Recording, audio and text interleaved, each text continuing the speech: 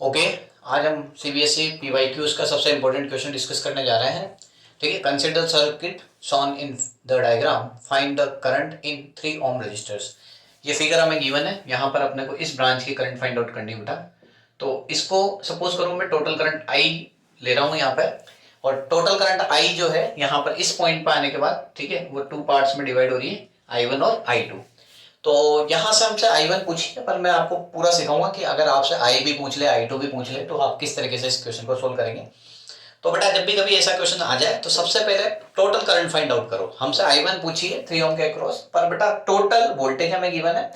इस तरीके का कुछ भी न्यूमेरिकल आ जाए तो आप सबसे पहले टोटल वोल्टेज और टोटल करंट फाइंड आउट करो। तो अपन क्या करेंगे, यहाँ पर सबसे पहले टोटल करंट फाइंड आउट करेंगे। अब टोटल करंट फाइंड आउट करने के लिए मेरे को इसका पूरे का इक्विवेलेंट रेजिस्टेंस चाहिए।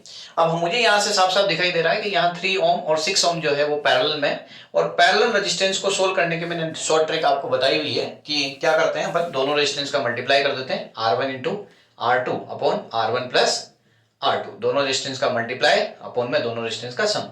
ये वहीं से आया है आपके 1/R1 plus 1/R2 plus 1/R3 जो फॉर्मूला है, ठीक है, बेसिक फॉर्मूला जो आपका यूज करते हो अपन, 1/RP equals to 1/R1 plus 1/R2।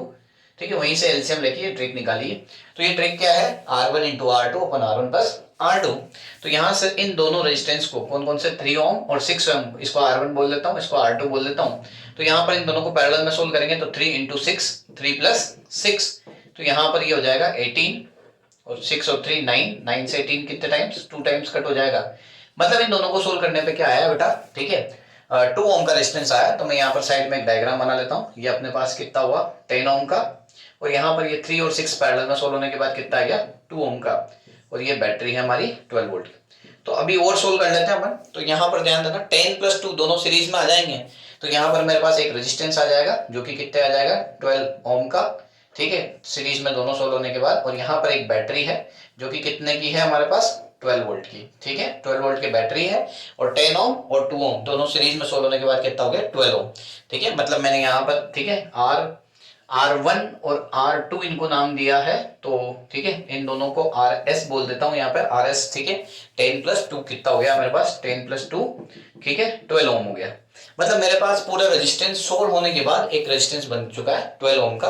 अब मुझे यहाँ से सबसे पहले total current I find out करनी। तो total current I equal to होता है बेटा V/R। V वोल्टेज है हमारे पास कितने वोल्ट का, 12 वोल्ट का।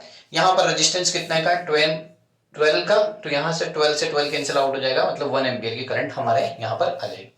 अब बेटा जो ये 1 एम्पियर की करंट आई है वो हमारी टोटल करंट आई है जो कि सर्किट के यहाँ। अब ये जो 1 एम्पियर की करंट है यहाँ पर दोनों पार्ट में डिवाइड हो रही है। तो हम यहाँ से क्या कर सकते हैं, इस जगह का, इस पॉइंट का वोल्टेज निकाल सकते हैं या ड्रॉप निकाल सकते हैं। तो यहाँ का जैसे इस एंड का ड्रॉप निकाल रहे हैं, तो उस एंड के ड्रॉप को मैंने सपोज करो V1 नेम दिया है, जो कि कहाँ का है, अक्रॉस 10 ओम रेजिस्टेंस, 10 ओम के अक्रॉस जो पोटेंशियल है, इसको V1 दिया। तो ये इस 10 ओम के अक्रॉस कितनी करंट जा रही होगी, 1 एम्पियर की, और यहाँ का रेजिस्टेंस कितना है, 10। मतलब मैं यहाँ का पोटेंशियल निकाल सकता हूँ। तो V इक्वल टू होता है बेटा IR। तो I कितनी है बेटा, IR फॉर्मूला होता है, तो I है 1 एम्पियर की, और रेजिस्टेंस है कितने का, 10 वोल्ट का। तो मतलब यहां से V1 की वैल्यू कितनी आ जाएगी बेटा, 10 वोल्ट।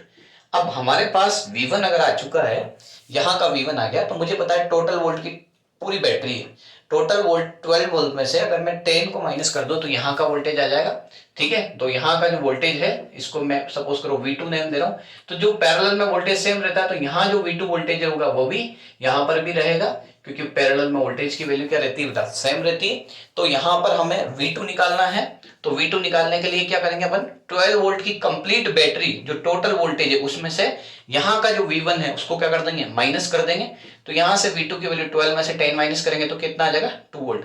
मतलब हमारे यहाँ पर V2 निकल के आ चुका है। अब मुझे यहाँ का V2 पता है और मेरे से I1 की वैल्यू पूछी है, तो यहाँ से I1 की वैल्यू कैसे निकालेंगे, I इक्वल टू क्या होता है, V/R। अब मुझे इस ब्रांच के क्रॉस करंट फाइंड आउट करनी, तो मतलब यहीं का वोल्टेज लूंगा और यहीं का क्या लूंगा, रेजिस्टेंस। यहाँ का वोल्टेज V2 है जिसकी वैल्यू 2 वोल्ट आई है, यहाँ का रेजिस्टेंस कितना है बेटा, 3 ओम। तो I इक्वल टू क्या होगा, V/R।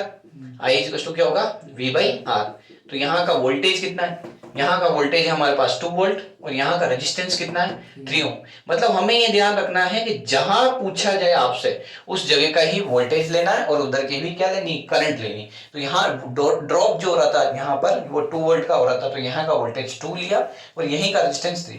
अगर आपसे यहाँ I2 पूछता तो फिर आप क्या करते हैं, यहाँ का वोल्टेज V2 लेते और यहाँ का रेजिस्टेंस ठीक है ले लेते हैं, तो उससे हमें सोल्व हो जाता है। Thank you.